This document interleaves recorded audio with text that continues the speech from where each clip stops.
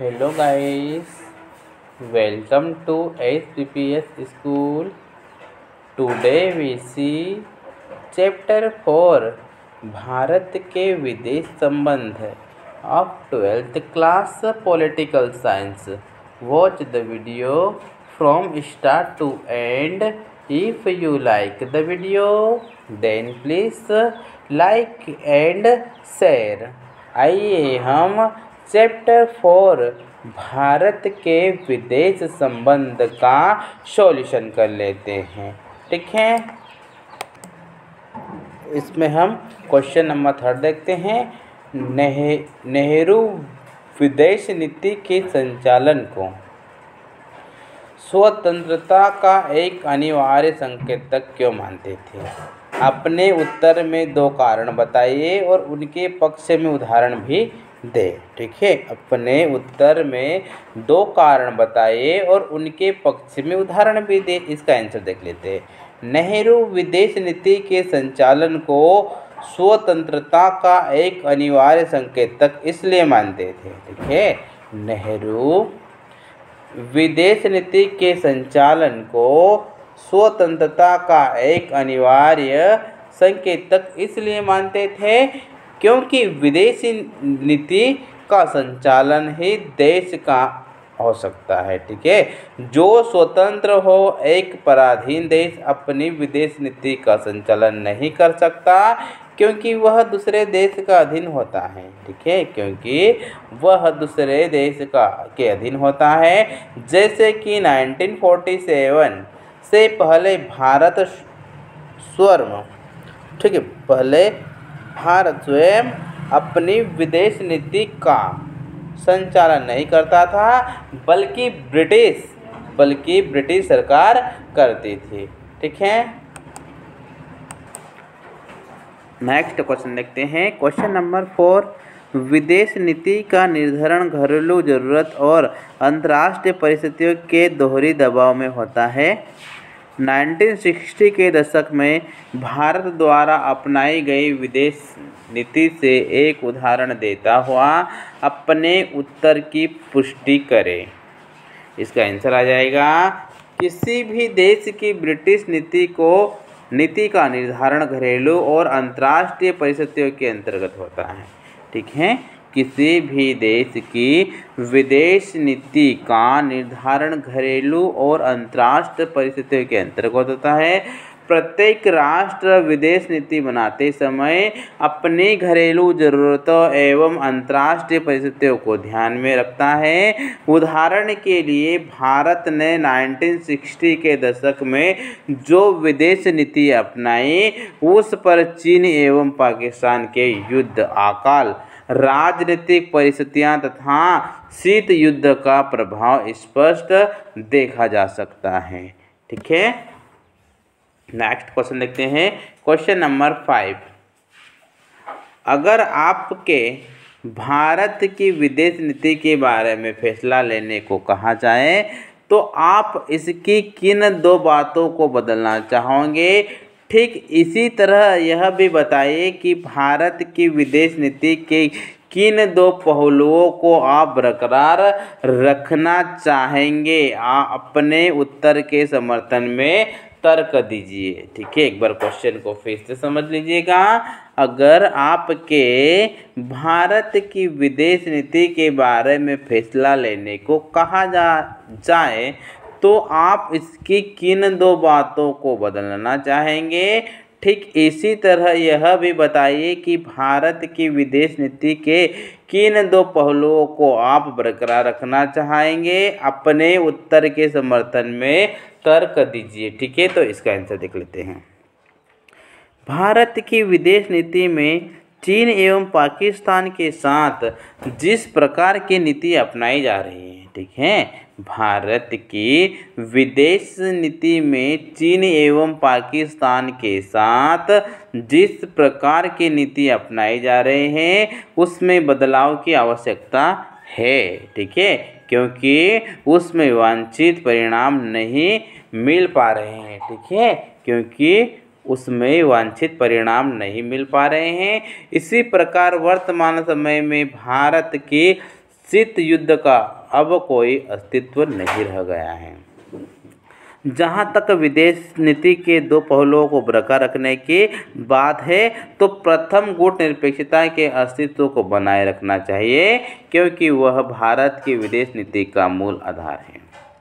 द्वितीय, भारत को संयुक्त राष्ट्र संघ के साथ सहयोग जारी रखना चाहिए, क्योंकि इससे अंतर्राष्ट्रीय शांति एवं सुरक्षा को बढ़ावा मिलता है। ठीक है, क्योंकि इससे अंतर्राष्ट्रीय शांति एवं सुरक्षा को बढ़ावा मिलता है। ठीक है,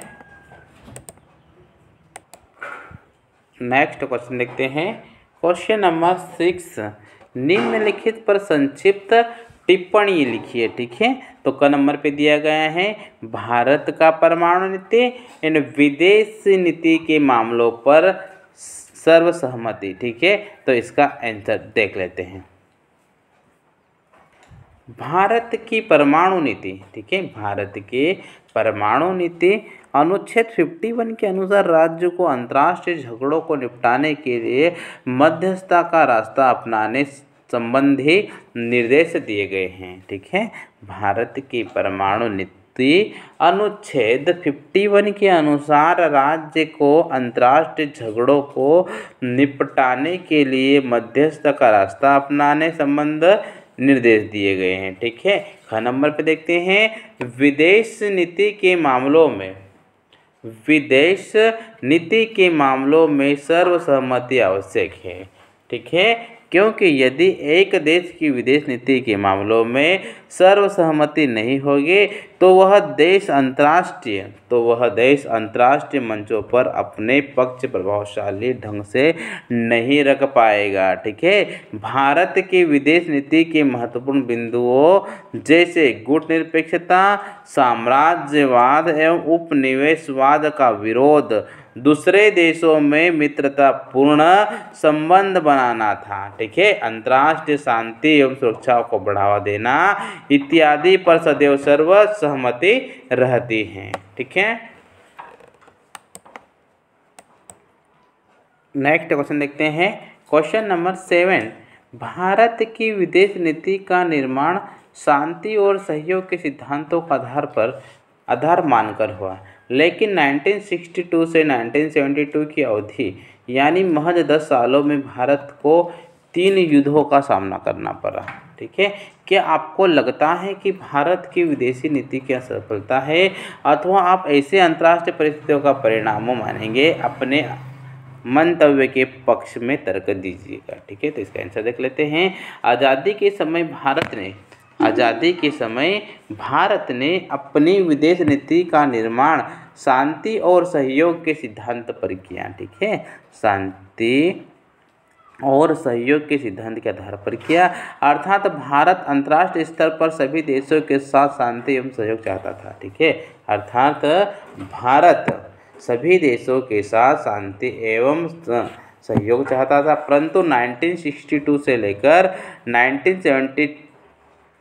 1972 तक भारत को 3 युद्ध लड़ने पड़े, तो इसमें कुछ हद तक भारत की विदेश नीति को असफलता भी मानी जाती था। ठीक है, तथा अंतर्राष्ट्रीय परिस्थितियों का परिणाम थी भारत के प्रथम प्रधानमंत्री पंडित जवाहरलाल नेहरू ने अपनी विदेश नीति के अंतर्गत सभी पड़ोसी देशों पर विश्वास जताया था, परंतु चीन एवं पाकिस्तान ने उस विश्वास को तोड़ दिया। ठीक है, परंतु चीन एवं पाकिस्तान ने इस विश्वास को तोड़ दिया। इसी तरह अंतर्राष्ट्रीय परिस्थितियों जैसे शीत युद्ध ने पाकिस्तान को भारत पर आक्रमण करने के लिए उकसाया। ठीक है, इसी तरह अंतर्राष्ट्रीय परिस्थितियों जैसे शीत युद्ध ने पाकिस्तान को भारत पर आक्रमण करने के लिए उकसाया। ठीक है, नेक्स्ट क्वेश्चन देखते हैं। क्वेश्चन नंबर 8, क्या भारत की विदेशी नीति से यह झलकता है कि भारत क्षेत्रीय स्तर की महाशक्ति बनना चाहता है?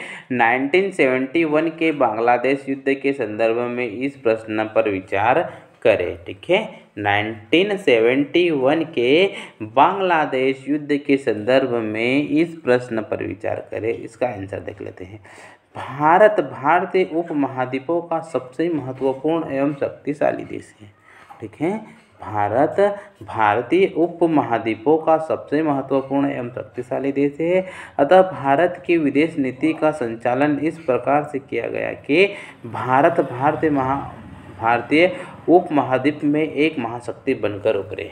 ठीक है, क्योंकि यदि भारत इस क्षेत्र में एक महाशक्ति बनकर उभरता है तो इससे इस क्षेत्र के सभी देशों को लाभ पहुंचेगा तथा 1971 के युद्ध से यह बात स्पष्ट हो गई है। ठीक है, तथा 1971 के युद्ध से यह बात स्पष्ट हो गई कि भारत एक महाशक्ति बनने की ओर अग्रसर है। ठीक है, नेक्स्ट क्वेश्चन देखते हैं। क्वेश्चन नंबर 9, किसी राष्ट्र का राजनीतिक नेतृत्व किस तरह उस राष्ट्र की विदेशी नीति पर असर डालता है? भारत की विदेशी नीति के उदाहरण देते हुए इस प्रश्न पर विचार कीजिए। ठीक है, तो इसका आंसर देख लेते हैं। विदेश नीति के निर्माण में उस देश के राजनीतिक नेतृत्व का सर्वाधिक प्रभाव पड़ता है। राजनीतिक नेतृत्व की विचारधारा के आधार पर ही देश की विदेश नीति का निर्माण होता है। उदाहरण के लिए भारतीय विदेश नीति पर इस राष्ट्र के महान नेताओं के वैकल्पिक तत्वों का भी प्रभाव पड़ा। पंडित नेहरू के विचारों से हमारी विदेश नीति पर्याप्त प्रभावित हुई है। ठीक है, पंडित नेहरू के विचारों से हमारी विदेश नीति पर्याप्त प्रभावित हुई है। पंडित नेहरू साम्राज्यवाद, उपनिवेशवाद व फसिस्टवाद के घोर विरोधी थे और ये समस्याओं का समाधान करने के लिए शांतिपूर्ण मार्ग के समर्थक थे। वह मैत्री, सहयोग व सह अस्तित्व के पोषक थे। ठीक है, वे मैत्री, सहयोग व सह अस्तित्व के पोषक थे। साथ ही अन्याय का विरोध करने के लिए शक्ति प्रयोग के समर्थक थे। पंडित जवाहरलाल नेहरू अपने विचारों द्वारा हमारी विदेशी नीति के ढांचे को ढाला। पानिक्कर जैसे महान नेताओं के विचारों ने भी हमारी विदेश नीति को प्रभावित किया। शास्त्री जी व भूतपूर्व प्रधानमंत्री श्रीमती इंदिरा गांधी